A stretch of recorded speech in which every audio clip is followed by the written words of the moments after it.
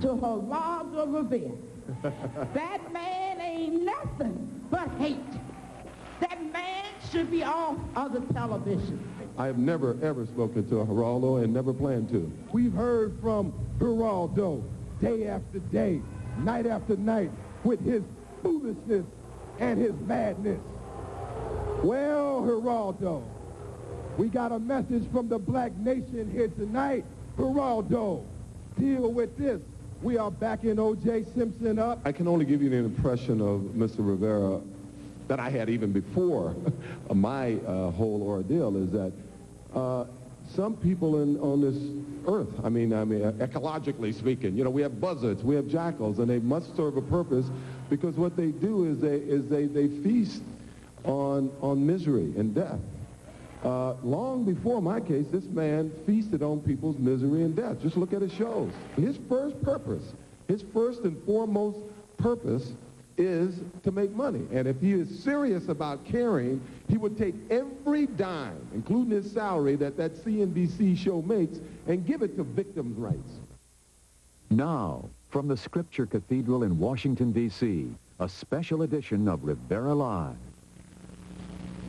Hi, everybody. I'm Geraldo Rivera. Welcome to the original Scripture Cathedral here in the heart of our nation's capital. It was right here in this lovely and venerable house of worship just over 2 months ago that O.J. Simpson received what many saw as a hero's reception. But the adoring cheers and standing ovations for Mr. Simpson are not what brought me here. He has been acquitted of criminal charges against him, and Mr. Simpson is free to speak when and wherever he pleases. Now, what brings me here are not the cheers and applause for him, but rather the cheers and applause that filled this church on that day in August, as I was described as someone filled with hate, who should not only be off TV, but off the earth as well. And why, after a lifetime of being on the right side of issues having to do with race and justice, have I suddenly become the enemy? Why have I somehow been linked with the forces of evil, and yes, of racism? Because I dared to state publicly what I thought of the jury's verdict in the so-called trial of the century, and because I dare to continue my coverage of the civil case. Now this one issue has become the mark of a person's loyalties, the symbol, the litmus test of where he stands in the ongoing struggle for racial equality. In my constitutionally protected opinion, that is wrong. That is unjust. That is the focus of this special edition of the program. Let me now introduce the panel gathered here at Scripture Cathedral to discuss and debate the issue of Simpson, race, and justice. Our host is a man known to everyone in this building, in the Scripture Cathedral. He's known to almost everyone in Washington, D.C. He's becoming better known to everyone across the country. This is, after all, one of the best-known churches in the nation's capital with over 10,000 members. We welcome our host for this evening, the pastor here for more than 15 years, Bishop C.L. Long.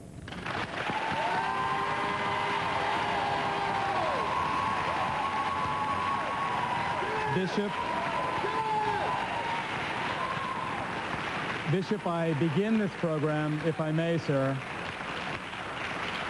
I begin with an apology. There is nothing poor about either this church or this congregation. Thank you. I said that on the night of the 28th of August. I spoke emotionally and I spoke without the facts. This is a church rich in history, rich in spirit, and it is certainly a church of working men and women, so please accept my apology. I ask you, sir, as we begin, what do you hope this evening achieves?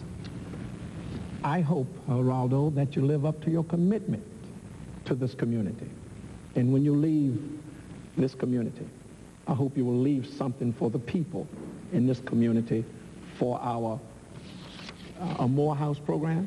That is a program that will take care of our people after you're gone. All right.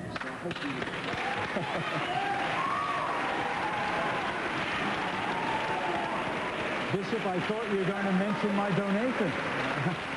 I've already made one. But anyway, let me, I hope that you have all you need to continue your good works. It's a wonderful program, and this is a wonderful institution. And again, I thank you for your hospitality. Later on, Geraldo, I hope you will let me suggest to you what we need. I shall, okay. Bishop, I promise. Now let's get to the issue. I list our other panelists in alphabetical order. Christopher Darden is the longtime Deputy District Attorney for Los Angeles County.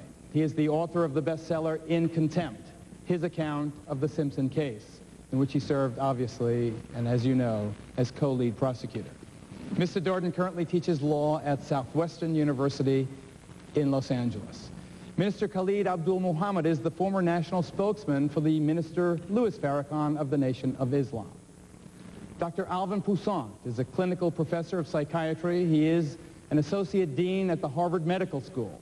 He is a nationally recognized expert on race relations and the dynamics of prejudice. The attorney Malik Zulu Shabazz, a man I've come to know in the recent weeks and months, chairman of Unity Nation, a black nationalist community-based organization, and a member of a group called Black Attorneys for Justice. E.R.Shipp received this year's Pulitzer Prize for commentary. She writes an opinion column for the New York Daily News. She is an assistant professor at Columbia University Graduate School of Journalism, one of my alma maters. My friend Tavis Smiley, a radio and TV commentator and the host of the late-night program BET Talk. He is the author of the critically acclaimed book Hard Left, and he has been chosen by Time magazine in 1994 as one of its 50 leaders for the future. Chris, let me start with you. The introductions took so long, we only have 3 minutes in the first segment, but let me get right to it. Is it possible to be both scornful of the police, as you are and have stated you are at times, and scornful of the jury's verdict in the case you prosecute? Well, I think that you have to try and be objective when one is analyzing such an important case and such an important issue. You know, in this case, the police made mistakes. They have made mistakes before, and they ought to be called on those mistakes. But then, too, once you analyze the mistakes and look at those mistakes, one ought to determine whether or not those mistakes are so serious that it somehow impairs one's ability to see the truth. I have looked at the evidence, and I believe that I know what the truth is. I think the jury was wrong in Los Angeles, but that is the jury's verdict. As you say, Mr. Simpson is free to go and come, say what he wants to say, wherever he wants to say it. That is our system. Malik, I'm going to call everybody by their first names. I give you Except me. I give except the R. I call you Shipp because you call yourself Shipp. Is the way a person feels about the jury verdict in the criminal case the litmus test of whether or not the person is a racist? Well, let me put this into context. I have to give you credit for showing up. You've been subpoenaed here, showing up on your own recognizance into the People's Court of the Black Nation. In this case, the matter of the black community versus the defendant, the white racist media, and Geraldo Rivera. You were indicted here on August 28th and booed by this crowd. And you were indicted on October 16th at the United Nations in New York City and booed then. We are charging you and your co-defendants, the white racist media, with counts of being guilty of attempted lynching of OJ Simpson, of being guilty, hold on, let me finish my statement, of being guilty of the criminalization and dehumanization of black people, of being guilty of the wrongful death of the black male image, of being guilty of treason, of being guilty of intentional infliction of emotional distress. Everybody here in this audience can agree, Mr. Rivera, that you've gone absolutely OJ crazy, and you need to check this out. Let me wrap. Okay, wrap it up. I've got a big panel. Let me state that since you love putting O.J. Simpson on trial, we're going to put you on trial tonight, and if the evidence fits, then we cannot and must not acquit. Okay. All right. Bishop, as we go to the first commercial break, and then I'll get to our four panelists. Would you like to say something more compassionate about me? All right.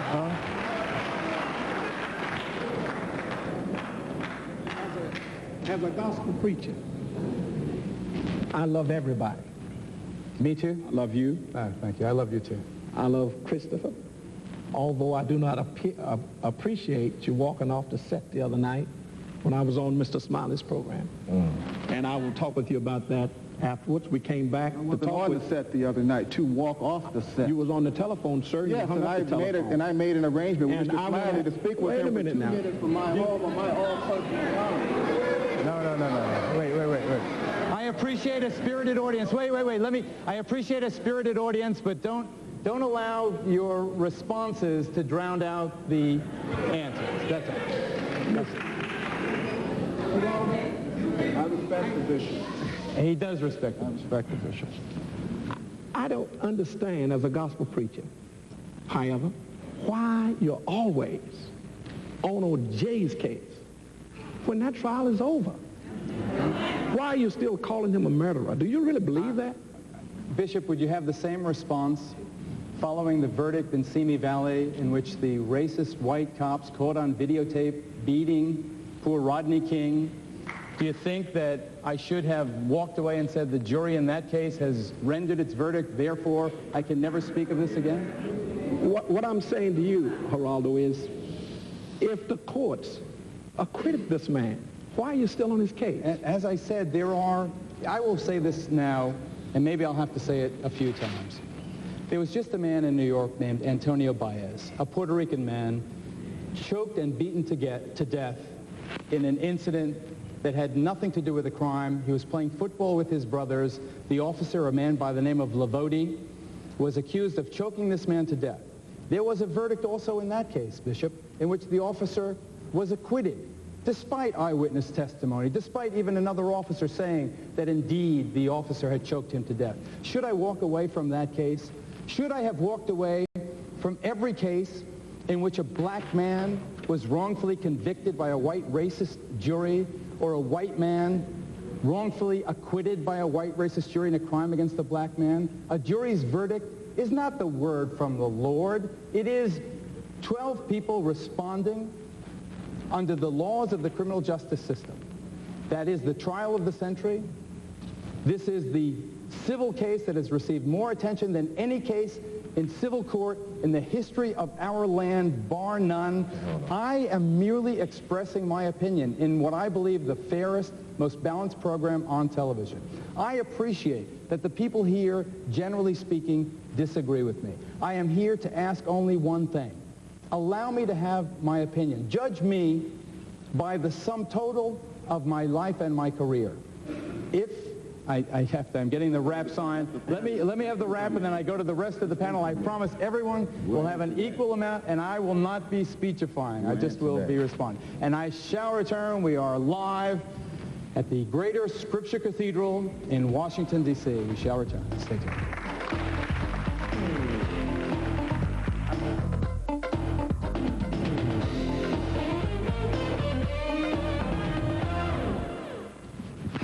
Welcome back. Welcome back, everybody. Sorry about the false start. We're at the Greater Scripture Cathedral, right in the northwest section of our nation's capital, literally in the shadow of the Capitol building itself. We're still in the opening statements. I hope the program goes 2 hours, but Dr. Alvin Poussaint of Harvard, a man who is esteemed around the nation, an advisor to television programs, an expert on racism. What, sir, do you feel the Simpson metaphor has meant to race relations in the country? Well, the thing that's bothering me now is not O.J. Simpson, which I think we have been talking about and getting stuck on it. But I'm very concerned about a program that's talking about justice for black people. And we have on the program Dr. Khallid Muhammad, who has given some of the most outrageous, crude, gross.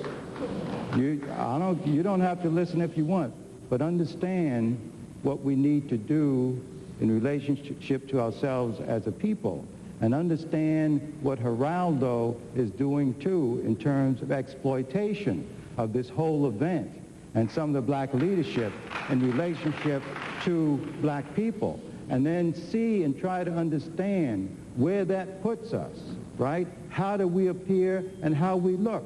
We can't discuss justice for black people when Khallid Muhammad is sitting there who has said some of the most outrageous anti-Semitic, anti-Catholic things you can imagine on college campuses. He was dismissed by Minister Farrakhan. Not true, sir. He was dismissed by Minister Farrakhan, and I've read what he said, and I've seen what he said, and that's my feeling. Malik. Listen, Malik, you said no one should interrupt each other, okay? You said that you said no one should interrupt each other. I'm telling you, he has said the most anti-Semitic. He knows he has. Minister Farrakhan dismissed him because he did. Right? We all know that. And we all know what he's done. I think for us to be talking about human rights for black Americans in this kind of a setting about dealing with that is setting us all up to look a little bit freakish and clownish in relationship to this whole show. And I think it's another form of black exploitation. And I feel about it so strongly, I'm going to walk out of here. Now, you can do what you want to do. Bye-bye. Bye-bye. Bye-bye. But I'm not staying being part of this. He's afraid that the white folks at Harvard University won't accept him.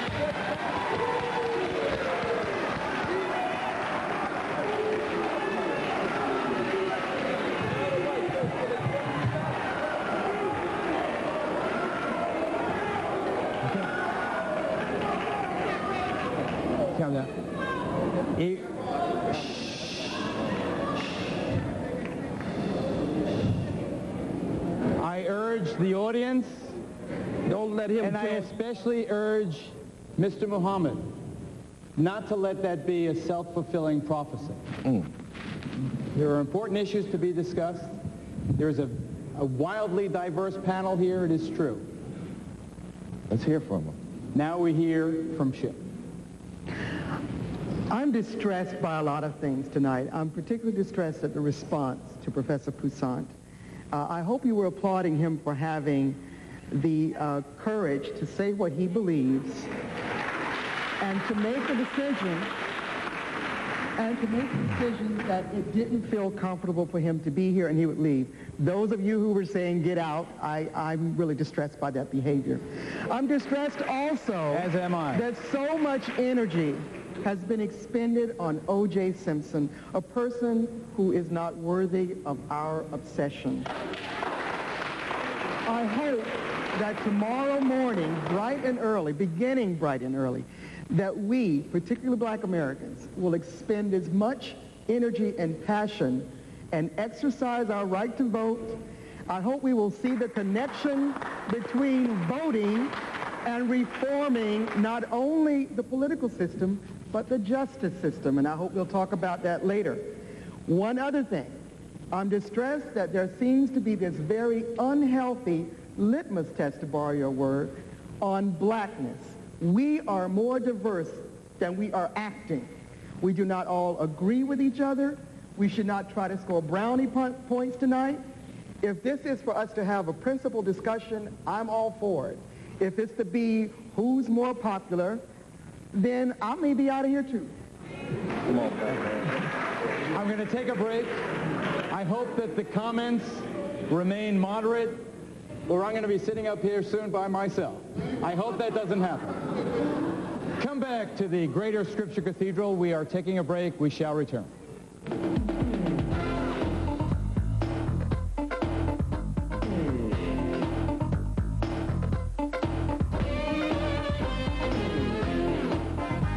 One quick point, it is not in my defense at all, but it was Malik who kind of was the co-organizer here who invited Mr. Muhammad.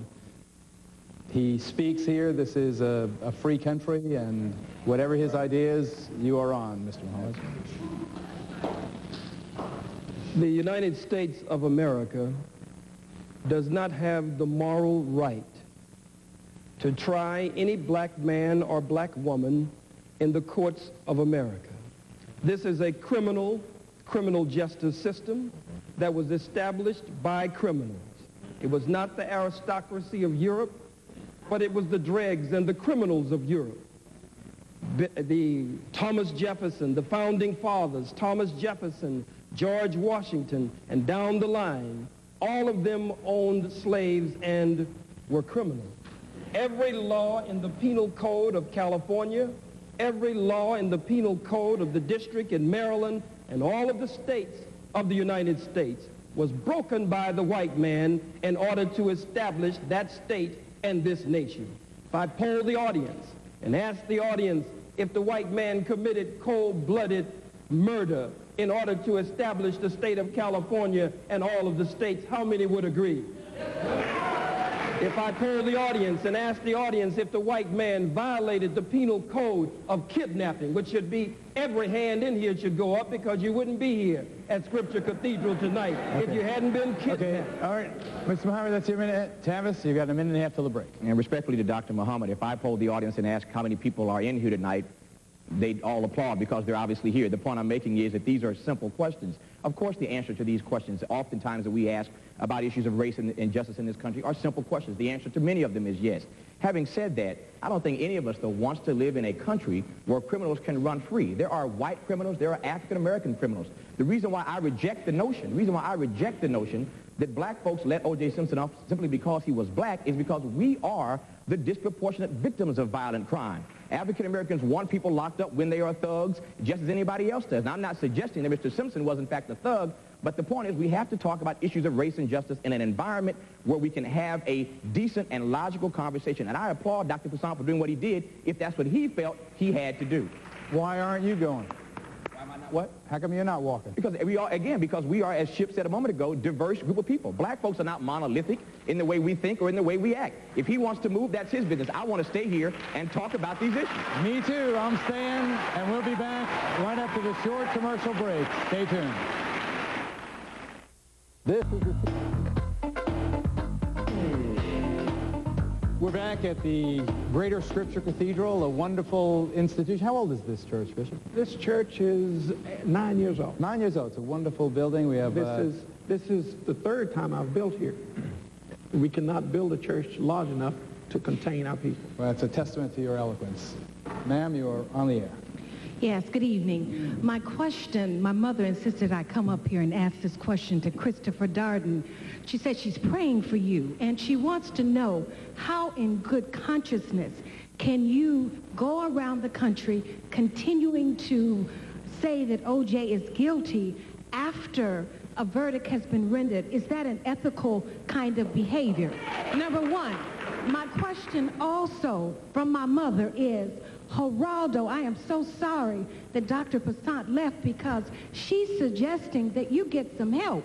Because with all of this, yes, because let me just make this point. I mean, Geraldo, everybody can't be wrong. Now, if everybody is telling you that you're obsessed with O.J., that's something you need to look at. Okay. Chris first.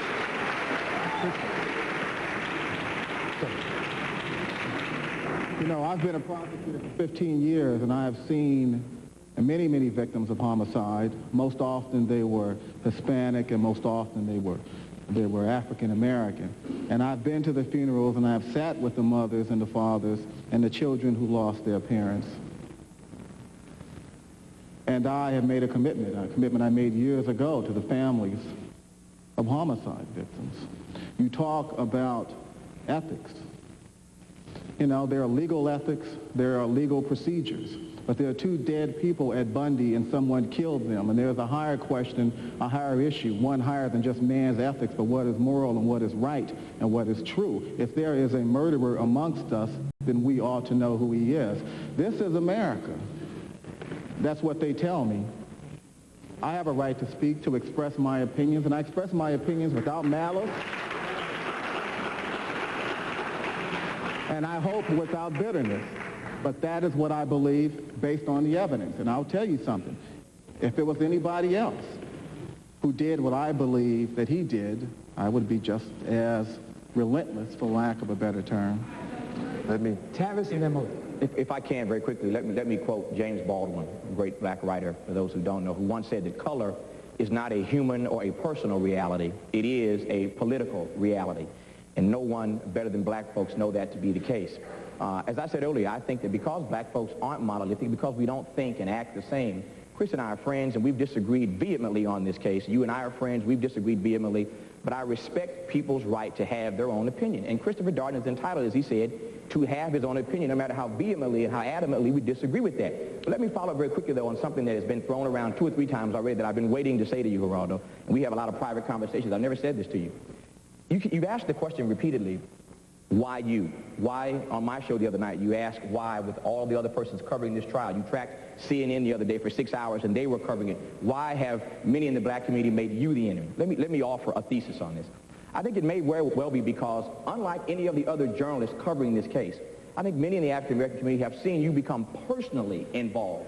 Not just as a journalist covering the case, but you befriended the Brown family. You befriended the Goldman family. You had them on your show. They've been at your house. We know this from hearing you say it on your show. We read it in the paper. I think many are put off by the fact that you stepped across the line of journalism and journalistic integrity as they see it and became personally involved. And the bottom line is, I only say that because the bottom line is this, and this may or may not make you feel better. But the bottom line is, you got involved in it personally. I respect that. That's how you feel. You're entitled to do that. But there's a consequence to getting involved in something this big that personally. Johnny Cochran, on the other side of the coin, has the same thing to deal with. Johnny Cochran has had a long and distinguished career of representing those amongst our community who are the least among us, the socially, the economically, the politically disenfranchised. Johnny has had a long career of representing those people, and now for the rest of his life, he will be remembered for having represented one man, O.J. Simpson. That's not fair to Johnny. It's not fair to you, but that's the price we pay when we become that personally involved in a case this big that we have made the trial of the century. Yes. One of the charges. I'll respond in time, but I want to get my guess. One of the charges that I accuse you of being guilty of is treason. Because the black man and the brown man and the black man and the Hispanic... You also seem to endorse my murder. Hold on 1 second. You seem to endorse my murder. No, sir, but you have assassinated and murdered the image of the black man on the daily and consistent... Can I speak, though? Yes. Okay. Now, this as long as you say publicly that you don't want me murdered. Okay. I can't comment on that, sir. You have to ask the audience on that. Do you want me murdered? Thank you. Thank you. Malik says he represents some portion of you. He refuses to say that he doesn't want me off the face of the earth. This is what I'm talking about. All right. Let's break this down. But you said it on the air, Malik. Let's listen to this. Okay. You have achieved your position and status off of the backs of affirmative action in the blood of Medgar Evers, Rosa Parks, and black people, and you have risen on their backs, and now it seems to everyone that you have turned on them and become the agent of this conspiracy by CNN, CBS, ABC, and these stations to criminalize black people and use O.J. Simpson as a vehicle. White America, and they're using you as the agent, have been used to lynching a black man regardless to whether he's guilty or not. Emmett Till, Mac Parker, the Scottsboro boys, drowned in the lakes, the rivers, the brooks, and the streams. And now you have joined them in this attack, regardless to what you've done in the past that has been positive. Your negatives now clearly outweigh and outnumber your positives. I disagree with that wholeheartedly. I totally disagree, Malik. Totally disagree with that. So I guess what we're going to do is we're going to disagree with that completely. Indeed, Dr. Muhammad. Indeed, Geraldo, you have taken the point on this because you do not openly on all occasions really admit that your mother is Jewish and your connection and tarnished relationship with the Goldman family. Khalid, I'm telling you, if this gets into an anti-Semitic ramble, then I'm going to walk off the show. And the rumors of your personal behind closed doors dealings with Denise Brown and the Brown family, which has been circulated all across the country. How far do you go before it is beneath contempt? How far do you go before it's beneath contempt? Which has been circulated. You promised you would stick on the issue. Is that the issue? Do you want to bring up personal issues about yourself? Permit me to finish as you have permitted others to finish. All right, but don't. And so your Jewish backers have put you out front. I am very proud. I've got a Star of David tattooed right there. They have put you out front. They have to try this case every night on public television so that the jury that is not sequestered can see you try it every night and you will impact on the panel. I have put more African-American intellectuals on the air than any producer in the history of television. I do the fairest, most balanced, most factual program on the air, Khalid. You know what? I wish to hear more from the audience than to hear you gentlemen argue about points that you will never win.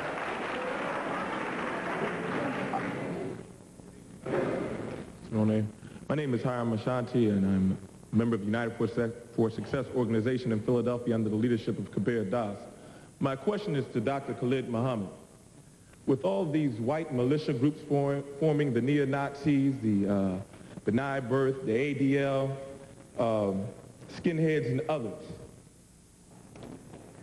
what would your suggestion be? Why would you put all of those together? What would your suggestion This is not going, I mean, you're comparing the ADL and the B'nai B'rith to the neo-Nazis. What we're discussing is racism here, Geraldo, and I'm discussing another factor of racism.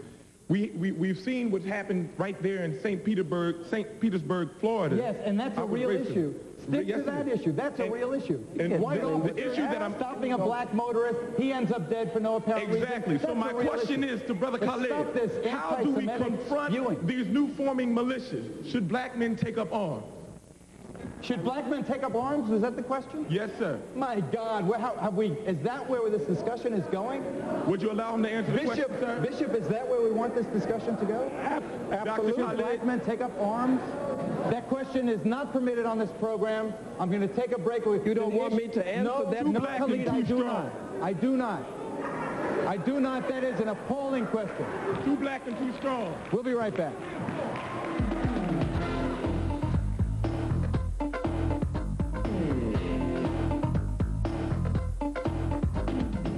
This program is brought to you by... It is the trial of the century. There is no doubt, at least in the televised half of the century. It is not the trial of the century. Khalid, with all due respect, at least in the televised half of the 20th century. McVeigh is the trial of the century. It is the most attention given to any civil case ever. How could the lives of two people weigh more than close to 150? I'm talking to Shipp. Is it possible that this one issue, this one case, first the criminal case, now the civil case, has helped America move away from? Malik correctly points out that I am a product of affirmative action. Has this helped America move away from affirmative action, move away from welfare or welfare reform, move away from a kind of open-hearted compassion toward immigration, for example? Well, if it has, isn't that a very sad commentary on us? O.J. Simpson, before June 12, 1994, was not the symbol of any kind of movement for justice in this country. So why should his plight now be an excuse to eliminate affirmative action, shut the doors to immigrants, et cetera, et cetera? We're mixing so many things up here.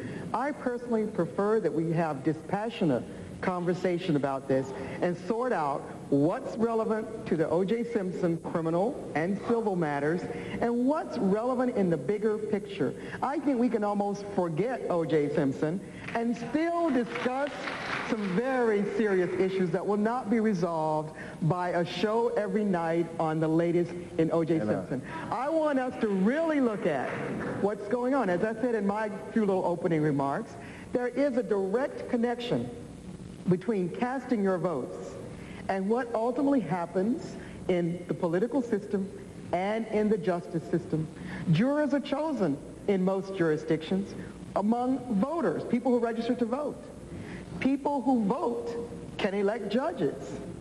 People who vote can have some say-so in who President Clinton, or God forbid, President Dole, will appoint to the United States Supreme Court.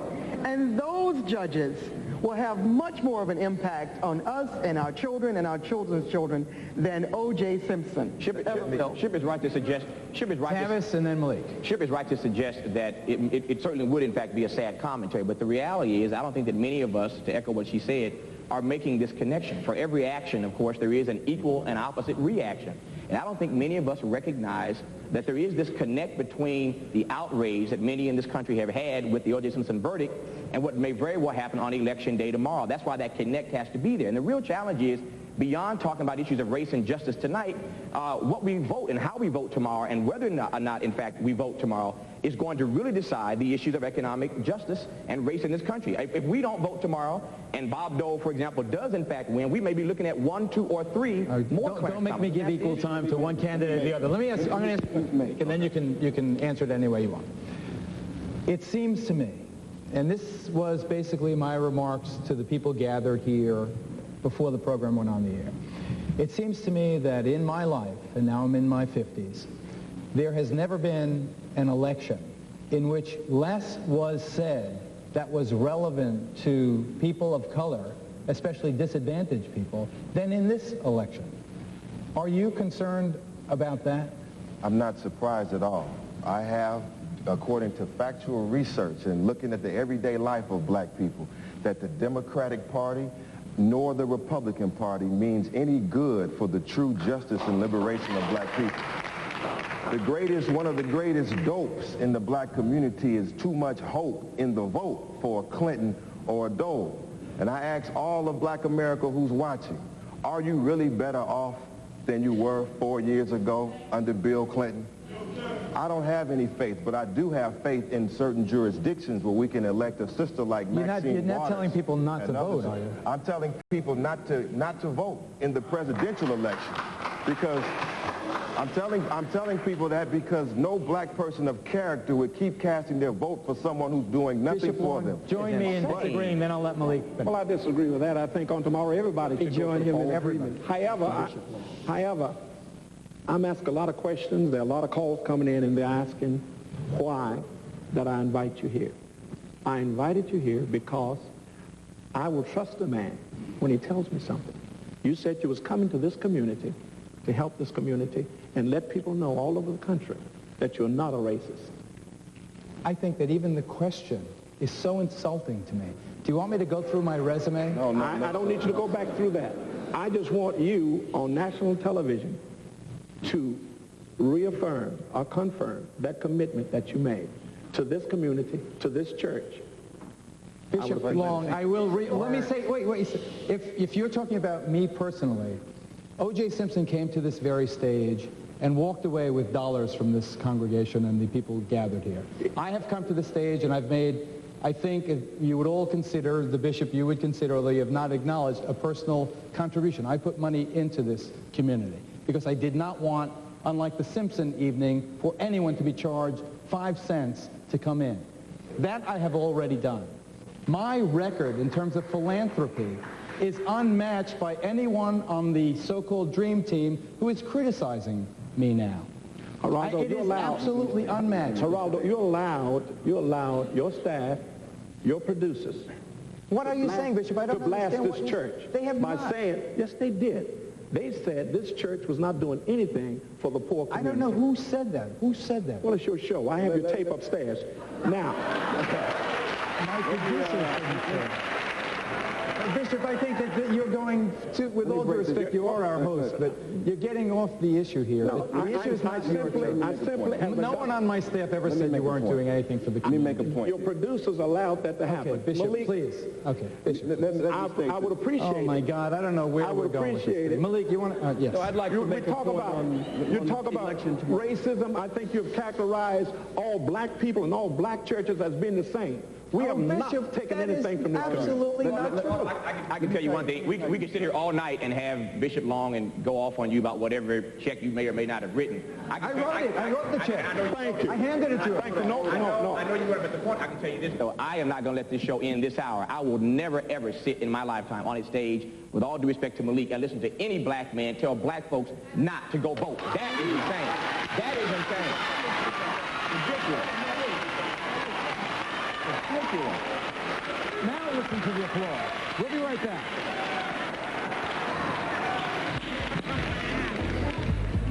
Greater Scripture Cathedral, I apologize for some of what has been said here and the direction this discussion has taken. It has not worked out the way I had hoped and prayed it would. We haven't confronted the big issue here, but Dr. Muhammad. We're taught by the Most Honorable Elijah Muhammad and the Honorable Minister Louis Farrakhan that of all our studies, history is best qualified to reward our research. As we look at the history of the vote, we will find that during Reconstruction, it looked like a period of political prosperity. We were mayors, we were sheriffs, we were in Congress, we were in the Senate. At one point, we even were governor of a particular state. And B.K. Bruce had his signature on all paper money. No matter how racist one was, they had to spend money with the signature of B.K. Bruce. However, there was what was called a white male ego backlash, which is what we're witnessing today. and blacks were then swept from all seats of the Senate and Congress at the whim of white ego. And we were swept from the office of mayor, from sheriff, and that period of political prosperity was erased in the twinkling of an eye. A voter rights bill was passed, a civil rights bill was passed, but then erased. And you had to get a new voter rights bill and a new civil rights bill. How many times will we go around and round in this vicious cycle? Okay. One last point, the Supreme Court has now handed down a ruling that a black voting bloc constituency, that there is now a ruling that it is unconstitutional to have a majority minority district. Because of gerrymandering no, Chris. We're about to wrap the show up. We are about to wrap the show up. But I can only say that I am disappointed. I don't think that this is the image that we as black men, and certainly Shipp as a black woman, wanted to portray to the rest of the country and the rest of the world. But no, you got to go. But if people have learned anything about us at all, they've learned that we don't all look alike, and we don't all think alike, and we don't all talk alike. Maybe there is that. Maybe there is that. At least we've busted. There's no place, I think, in this community for racist statements or anti-Semitism. We get nowhere with that. We will never get anywhere with that. And we're only hurting ourselves.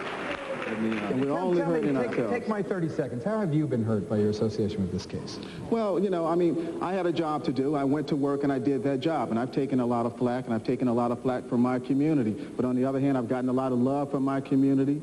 I'm proud to be here. I'm not afraid to be here. I feel good being here. I feel good being here with you today, tonight, Bishop, and with you, Malik. And, we've got a long ways to go. Tomorrow we're going to fight for affirmative action in California. That's what we ought to be thinking about, and not thinking about this. For freedom and independence and a nation of our own. Let me... You can only fight for this freedom and independence by exercising your right to the franchise. You have to vote. The founding fathers of America didn't vote in the British Empire. Okay. Ladies and gentlemen, here at the Greater Scripture Cathedral, and those of you watching at home, thank you for watching. We'll see you next time. Bye-bye.